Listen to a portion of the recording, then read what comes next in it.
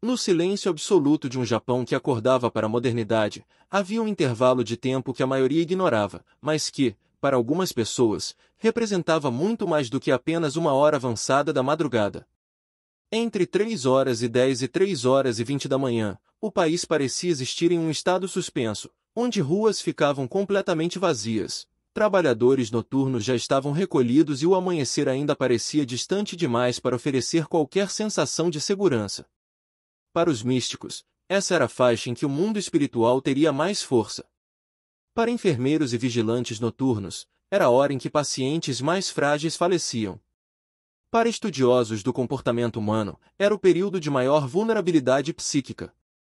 E entre 1989 e 1999, foi justamente nesse horário que o Japão rural passou a testemunhar uma sequência de homicídios que pareciam orquestrados com precisão cirúrgica. Todos ocorriam exatamente às 3h13 da manhã.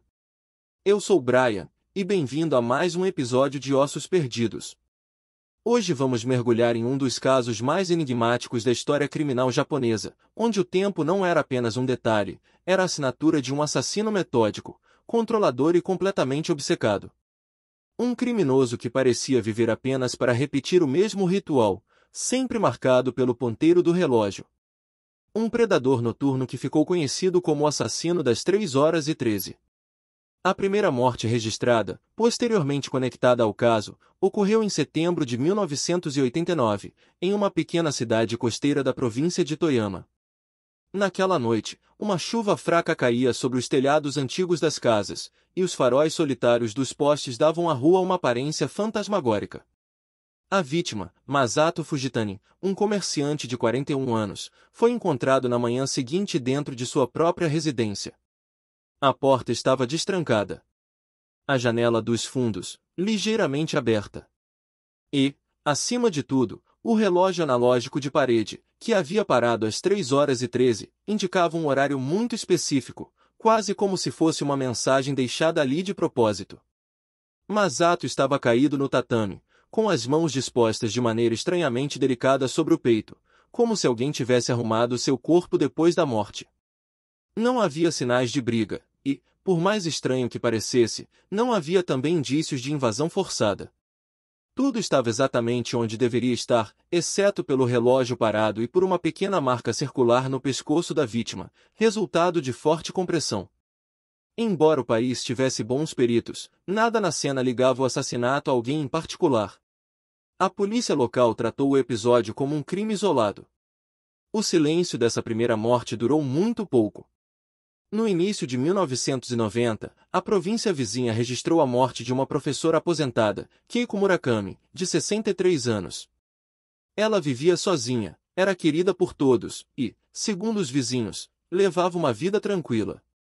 Mas, na madrugada de 8 de fevereiro, ela se tornou a segunda vítima. A polícia foi chamada após um carteiro notar que a porta estava entreaberta. Ao entrar, encontraram Keiko caída ao lado da cama, com expressão calma, quase resignada. Não havia sinais de luta. As mãos, novamente, estavam cruzadas sobre o peito. E, no criado mudo, um relógio despertador havia parado em um horário exato, 3h13. A partir desse momento, investigadores começaram a desconfiar da coincidência. Ainda assim, como não havia relação entre as vítimas, um comerciante de meia-idade e uma idosa aposentada, o caso não chamou a atenção nacional. Porém, tudo mudaria poucos meses depois, quando uma terceira morte colocaria para sempre o relógio como protagonista dessa história.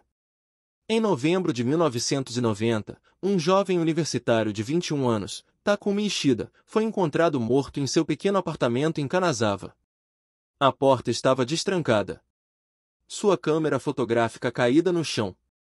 E na parede, em sua frente, a marca de um relógio digital queimado propositalmente com um ferro quente apontava o número exato, 3h13. Dessa vez não havia dúvida, alguém estava orquestrando esses crimes com propósito. O Ministério Público e a Agência Nacional de Polícia finalmente abriram um processo unificado. Começava ali a investigação do que seria considerado um dos casos mais complexos da década. A única pista concreta era o horário. Mas o que poderia significar exatamente 3h13? A hipótese inicial girava em torno de ritualismo. Psicólogos forenses foram chamados e levantaram teorias que envolviam desde distúrbios obsessivos até possíveis traumas vividos pelo assassino nesse horário. Alguns cogitaram que ele teria perdido alguém importante exatamente às 3h13, e que repetia esse momento de dor por meio de suas vítimas. Outros acreditavam que ele simplesmente escolhia um horário simbólico, quando a casa está completamente silenciosa e a vulnerabilidade é máxima. No entanto, algo ainda mais perturbador surgiria com o quarto caso. Em janeiro de 1992, um casal de 50 anos, Hiroshi Yumi Wada, foi encontrado morto em sua casa de madeira tradicional. As mãos estavam arrumadas da mesma forma que as vítimas anteriores. Mas, dessa vez, havia algo novo. Na mesa de jantar, um relógio digital e um analógico estavam parados em 3h13, lado a lado. A polícia acreditou que isso simbolizava uma evolução no comportamento do assassino, como se ele estivesse se tornando mais ousado, mais confiante, mais interessado em deixar sua marca. Para investigadores experientes, esse tipo de progressão é típica de serial killers ritualistas. Eles começam com algo sutil e, quando percebem que não estão sendo pegos, tornam seu ritual mais evidente. O assassino das 3h13 parecia seguir exatamente essa curva. Ainda assim, ele não deixava rastros físicos. Nenhuma pegada, nenhuma digital relevante, nenhum DNA. Suas vítimas não tinham o mesmo perfil.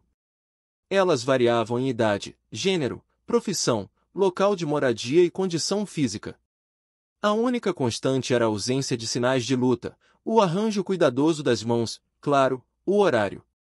Foi só em 1993 que o caso tomou um rumo totalmente inesperado. Uma testemunha apareceu. E ela afirmaria ter visto o assassino. Na madrugada de 14 de outubro, um pescador local chamado Koji, sobrenome omitido nos arquivos, estava voltando para casa depois de uma noite de trabalho no porto. Ao passar por uma casa simples na beira da estrada, ele viu um homem com postura rígida, segurando um relógio de mesa com as duas mãos, olhando fixamente para ele, como quem analisa um objeto precioso. O pescador descreveu que o homem estava imóvel, parado sob a luz fraca de um poste, como se estivesse esperando algo. Quando Koji pisou em uma poça e fez barulho, o homem lentamente virou a cabeça em sua direção. E sorriu. Koji correu imediatamente, mas a polícia não conseguiu encontrar ninguém na área. O pescador descreveu o sujeito como um homem magro, entre 30 e 40 anos, cabelo escuro, feições comuns o suficiente para não chamar atenção em uma multidão. Essa descrição, embora vaga, serviu para ativar um alerta nacional. A população entrou em pânico. Famílias passaram a dormir com as portas trancadas. Idosos começaram a ligar para familiares todas as noites.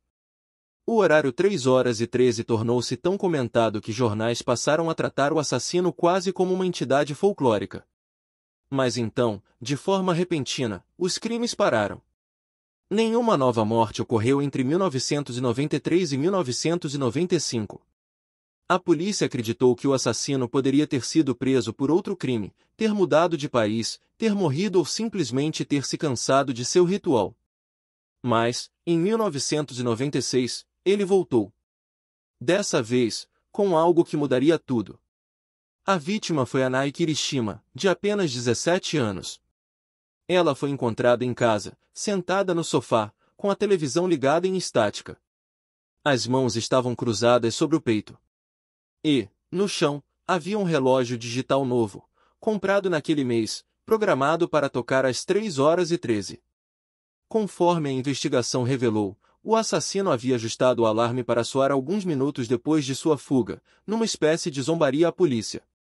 Mas o detalhe realmente crucial foi descoberto depois. O relógio estava com uma pequena digital parcial, quase imperceptível, talvez deixada por descuido. Era apenas uma fração de impressão, mas suficiente para levantar suspeitas sobre um homem que trabalhava como técnico de manutenção na prefeitura local, responsável por conserto de relógios públicos e sistemas de sincronização de horário. O nome dele nunca foi divulgado pela polícia, mas os registros indicam que o suspeito tinha histórico de colapsos emocionais, comportamento obsessivo e, mais importante, uma profunda fixação por horários exatos. Ele havia perdido os pais em um acidente doméstico que ocorreu, segundo antigos boletins médicos, às 3h13 da manhã. Quando os investigadores foram prendê-lo, era tarde demais.